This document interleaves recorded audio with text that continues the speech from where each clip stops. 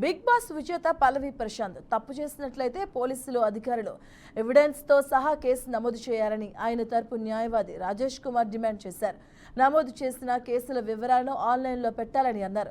తెలుగు ప్రజల గుండెలను గెలుచుకున్న ప్రశాంత్ పై జరిగిన ఘటన మంచి పరిణామం కాదని అసహనం వ్యక్తం చేశారు. ప్రశాంత్ కు సంబంధం లేని ఘటనలో జూబ్లీహిల్స్ పోలీసులు కేసు నమోదు చేసి కేసు వివరాలను ఆన్లైన్లో నమోదు చేయకపోవడం ఆంతర్యం ఏమిటి అని రాజేష్ కుమార్ ప్రశ్నించారు. వీళ్ళిద్దరూ పల్లవి ప్రశాంత్ యొక్క తండ్రి తల్లి. Pallavi Prashanth Bigg Boss title win అయ్యి 4 కోట్లు తెలంగాణ ప్రజలకి 10 కోట్ల తెలుగు ప్రజలకి ఆనందం వ్యక్తం చేస్తున్నా కన్నా తల్లిదండ్రులకు మాత్రము ఏమాత్రం సుఖం లేకుండా పోయింది.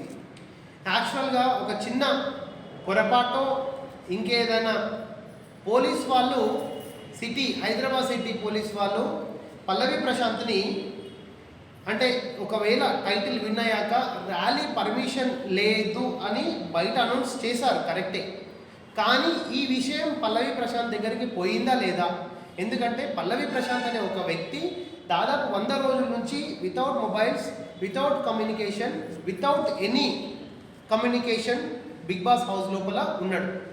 అతనికి ర్యాలీ జరుగుతుందా, ఆయన అభిమానులు బయట ఎంతమంది వచ్చిండ్రు, ఎంతమంది ఓటేసిండ్రు కూడా ఆయనకు తెలియదు. యాక్చువల్గా మా రిక్వెస్ట్ పోలీస్ అథారిటీస్కి ఏంటంటే హైదరాబాద్ సిటీ పోలీస్ వాళ్ళకి, మీరు దయచేసి Arnesh Kumar versus state of Bihar గైడ్లైన్స్ని పాటించి అతనికి ఏ విధంగా కూడా థ్రెట్ లేకుండా చూడగలని మా విజ్ఞప్తి.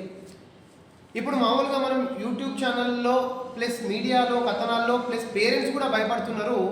అతను పల్లవి ప్రశాంత్ అనే వ్యక్తి ఇప్పుడు కనిపిస్తే అరెస్ట్ చేస్తారు అని భయపడుతుంది. యాక్చువల్గా ఇదంతా వాస్తవం. వాళ్ళమ్మ కన్నీళ్ళు కూడా పెట్టుకుంటుంది. యాక్చువల్గా చూస్తూనే ఉన్నారు.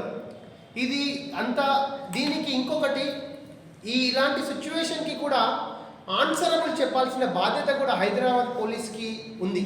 అమ్మ నువ్వు ఏడవకు, నేను చూసుకుంటా, ఓకేనా? నువ్వు ఏడవకమ్మ, నువ్వు ఏడవ